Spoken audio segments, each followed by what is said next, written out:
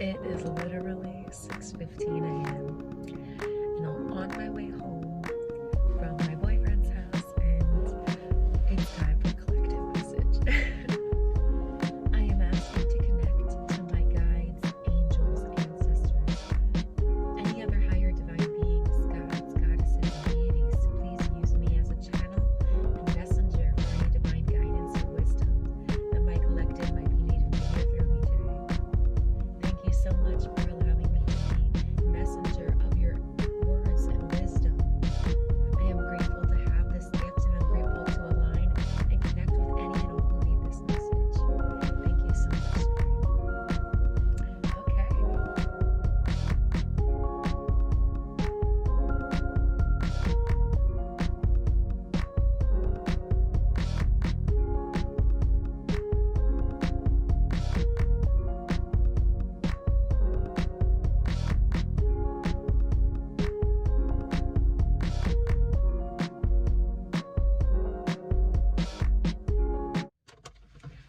Hello everyone. I'm Krystal, and this is Keeping a Krystal Tarot.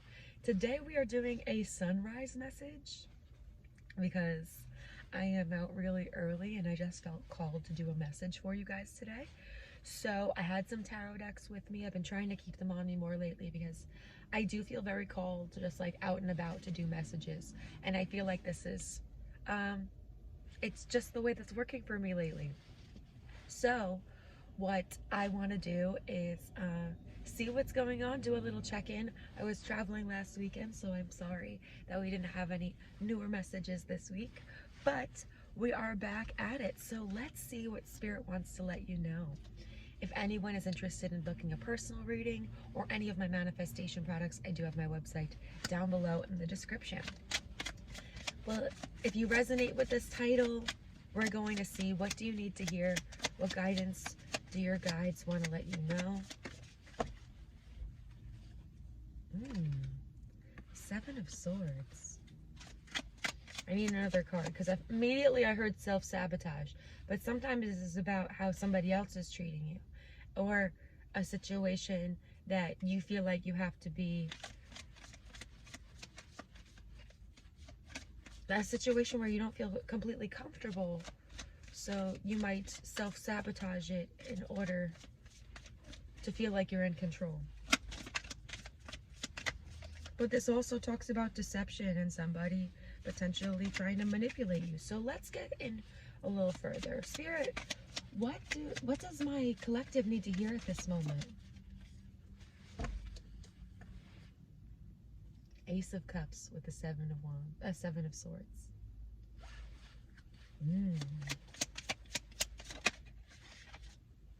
The Wheel of Fortune. The Three of Cups. Oh, wow. And the Tower. I see. I see. I think it might be an air of both. If there's somebody that you're dealing with, that you are just starting out something new, and you finally feel like there's a positive shift that's happening in your love life or with your love life. It might be something that started out friends and has builded, or it might be something that you need to find forgiveness in this situation in order to see it grow further, because this might be somebody that you're not necessarily in contact with at the moment. This depends on your situation. If it is somebody you're in contact with, I think you might be the one who's self-sabotaging. If this is not somebody who's completely in your life and is trying to make a comeback into your life, with both of these cards actually, with the Wheel of Fortune and with the Three of Cups, you know, there might be somebody who wants to come back and make things right again with you. They want to find that reconciliation between the two of you, and they seek your forgiveness because they might realize that they did not handle you or the situation in the right way. And not to say handle you as in like they like had anything to do with, you know, your actions, but it might have, you know, and they might have not. I'm just getting a strong sense of if this is about somebody coming back. This person is very clearly understanding that they did not love you the way that they should have before. That there was definitely some sort of mystery, and there was information that you were being left out of. And I don't think that stopped this person's feelings for you. I actually think it taught them a serious lesson with that Wheel of Fortune. In fact, I think that they started to realize that the impact of their actions is not solely about how they treat you, especially if they've treated multiple people this way. Because, again, if they have... I'm hearing self-sabotage again, you know? Like, if they had love for you that they were not feeling comfortable or vulnerable enough to be involved in, they might have tried to stop the situation or prevent it from unfolding the way that they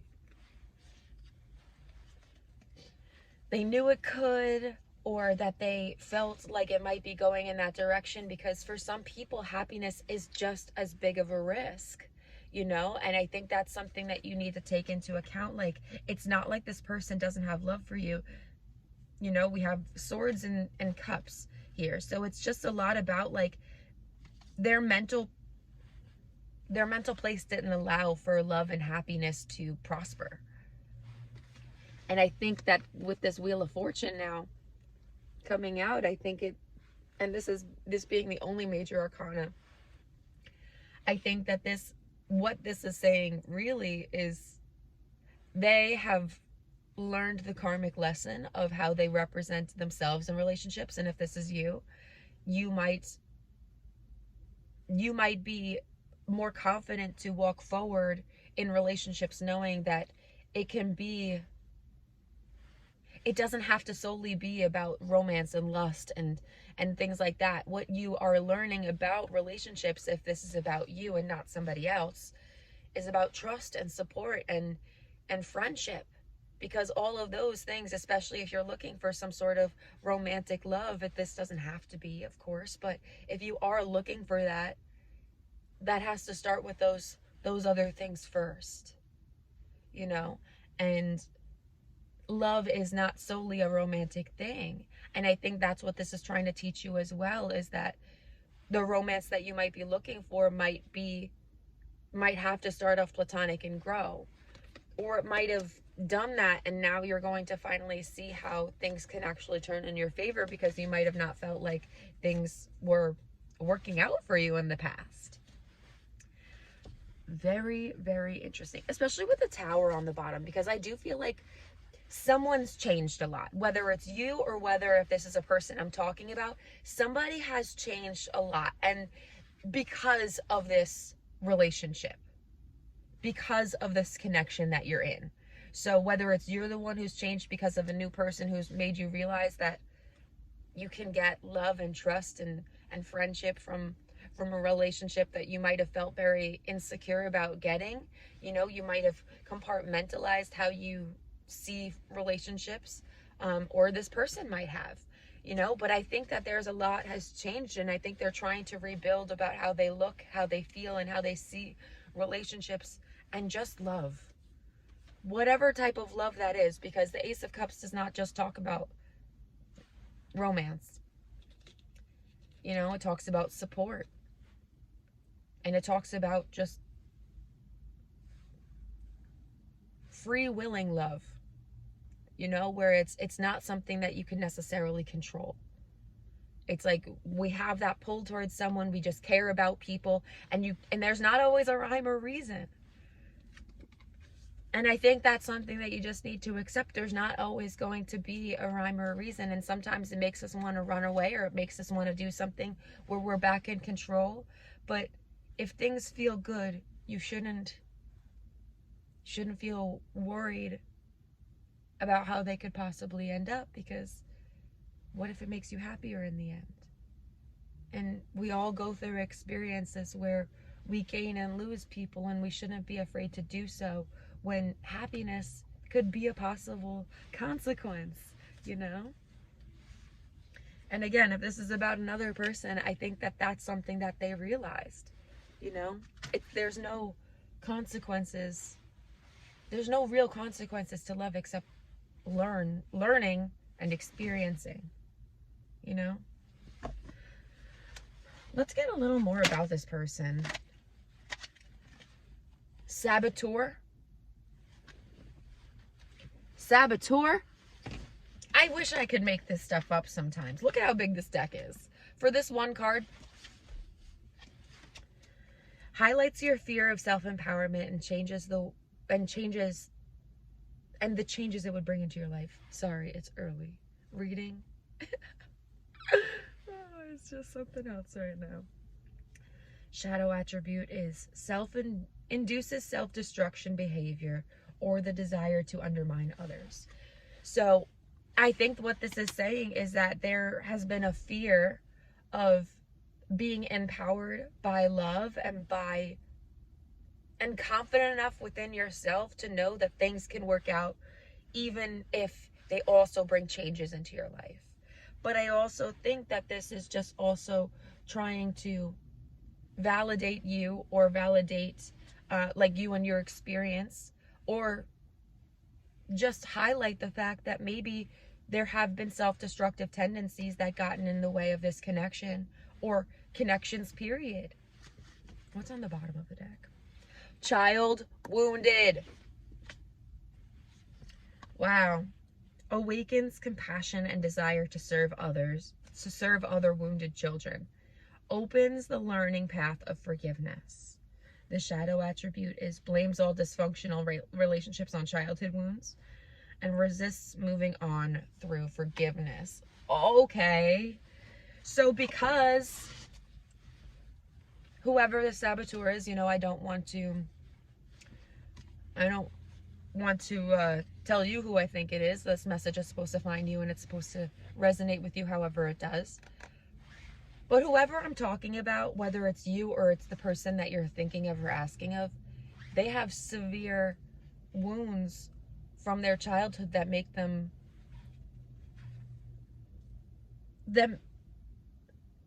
they've either only experienced dysfunctional relationships that were the main couples of their life, whether that's grandparents, parents, important people to them. They've seen only dysfunctional relationships. And when you only see dysfunction, it's hard for you to hope and believe in something that is happy, positive, regular, you know? Because from my experience, when you only see dysfunctional relationships, it's pretty much all you can co-create, you know? So it's a matter of believing and trusting that you are worthy of healthy connections and that you can make it happen. Awakens compassion and desire to serve other wounded children. I think this person has a lot of empathy. I think they have a lot of empathy for people who have been through a lot and experienced a lot, because they might have also. And this could be you. But I also think that they have this tendency to let their fears block them from things that might actually be good for them. And I think that's only because they're still in the midst of healing these childhood wounds that are essentially our roots. And it's really hard to grow from that when you don't realize you need growing. Ooh. Can we get attributes of this person's spirit? Or signs, if any of these signs resonate for you, take that as confirmation. But I am just going to get some, I want to just get some traits or characteristics about this person, whether it's you or whether it's the person on your mind. And again, take the signs as messages in themselves if they resonate for you. Cool. Okay. So we have Mercury, Gemini, Uranus, and Venus. This person, especially with Mercury and Gemini here, so Gemini might be significant, and and Gemini is ruled by Mercury. So I do think that this person is somebody you feel very comfortable talking to, or if this is about you, this person does feel very comfortable talking with you. You know, they feel like it's easy. They feel like you have everything in the world that you could talk about. It doesn't feel like the amount of topics or things that you have in your mind are ever ending. You know, it's it's like never ending conversation between the two of you.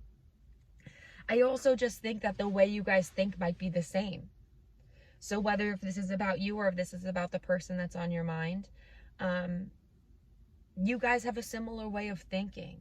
And I think that's something that links you back to each other.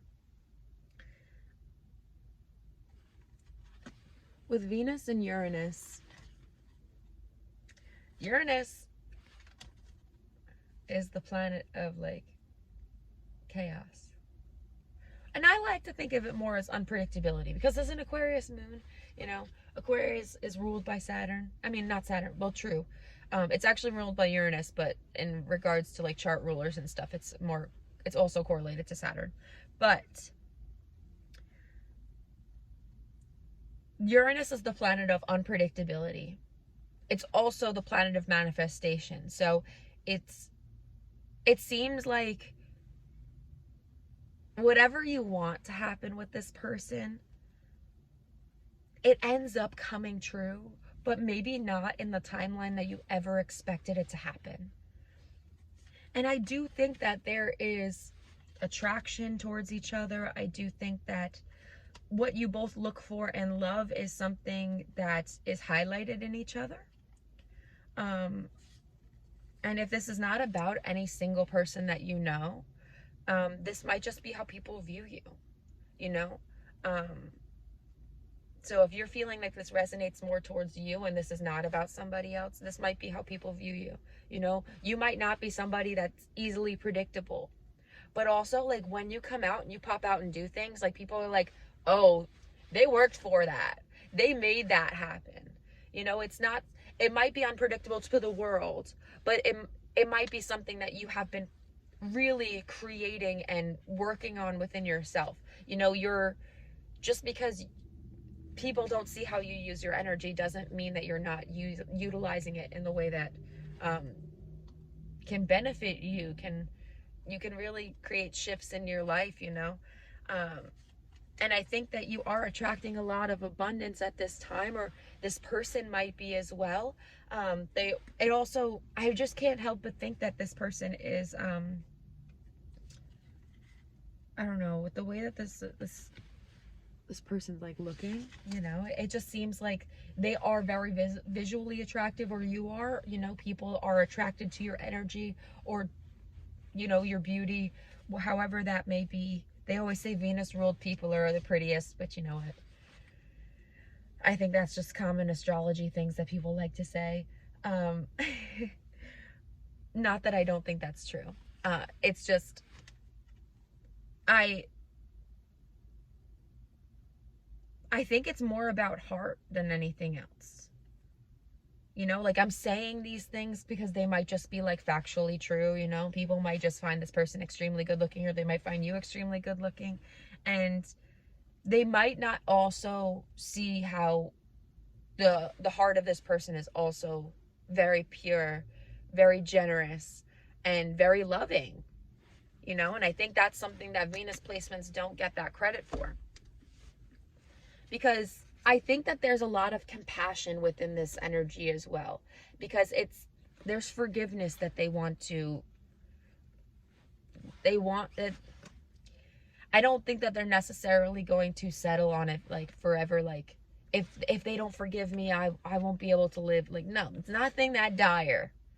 It's more or less like, if this person comes forth, or if this is your own journey of not allowing any more self-sabotage to get in between these relationships and love, this might be self-forgiveness and forgiving yourself for not recognizing these cycles you are perpetuating. And that's cool, as long as you're able to recognize that you still have love left to give, and you shouldn't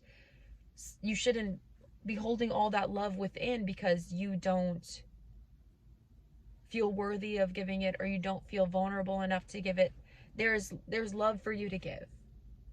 Or there's love for you to receive, and you're unsure about receiving it. Last but not least, we are going to do spirit messages. This is a little longer than I expected. We're going to do spirit messages. Get ready. Something's coming. Something's coming. What spirit messages do we have for my lovely collective here? Rest and recharge. You don't have to, if you're trying to call this in from another person, you really don't have to do too much. Just don't spend all of your time and energy looking at this person, looking them up, seeing what they're doing. Give that energy back to you, and you will see how that will prosper. Okay? Because get ready. There's definitely something that's coming for you. There's definitely something that's coming in regards to this relationship. Or a relationship if you don't have a one specific one in your mind.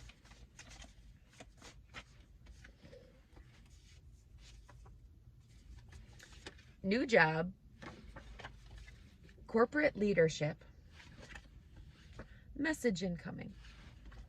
Somebody might have a new job where they're getting promoted. This might be you, or this might be another person, and they might want to let you know.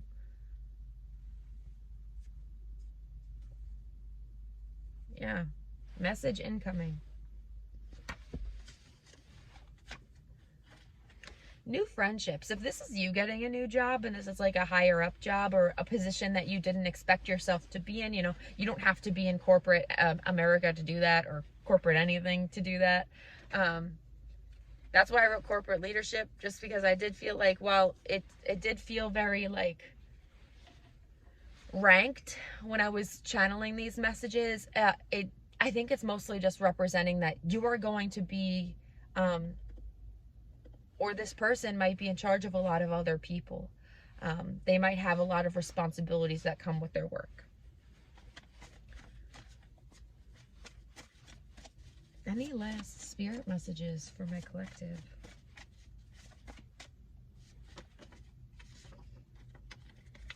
New mentor. So there might be somebody who's either, if you don't really feel like you have, or like you have a mentor, you don't feel like you are seeking that out, there might be somebody who's seeking out you and your talent, and they might want to like really invest in you. Don't message them first. Don't do it. Don't message them first. I said get ready, and I said rest and recharge. This is my tough love face. Okay? Don't message them first. If you want them to message you, you can attract that energy. You don't have to do anything. You don't have to watch their socials. You don't have to see what they're up to. If you want them to message you, put that energy out into the air. They're going to message me, and they're going to own up to everything. Just leave that and keep that thought in your mind. You don't have to do anything else. Don't message them first. This is the love that I'm trying to give you, okay? Accept my love. Family conflict.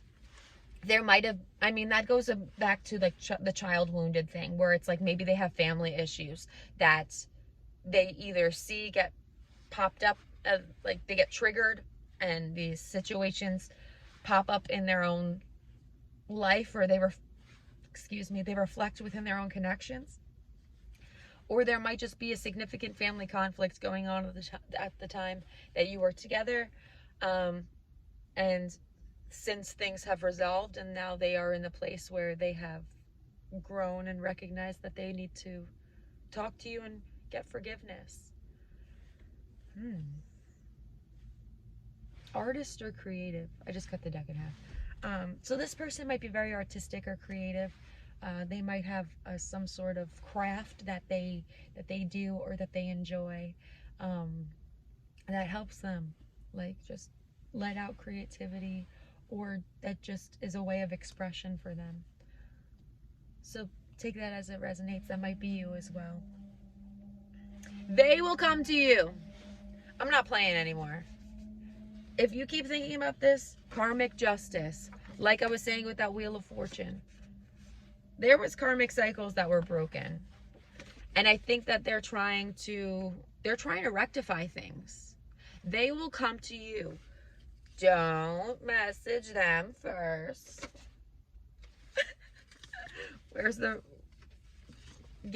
Get ready and rest and recharge. You see, they literally took out every card that says, hey, just relax. They will come to you. Don't message them first. Okay? So I think that's what Spirit really needs you to... They need you to understand. You don't need to do any more than you're already doing or have done. You've expressed yourself. I don't think this is necessarily to this person. This might just be, don't hold back on expressing like how you've experienced things, and don't hold back your story just because you think it might affect other people. You know, be honest with yourself and don't be afraid to be as open and vulnerable as possible, because it might align you to the right people and it might align you to the right places. Interesting. But I'm going to leave your message here. It's already been quite a long one, and the sun has already risen. So it has just been a beautiful morning, and I've been super excited to do this with you.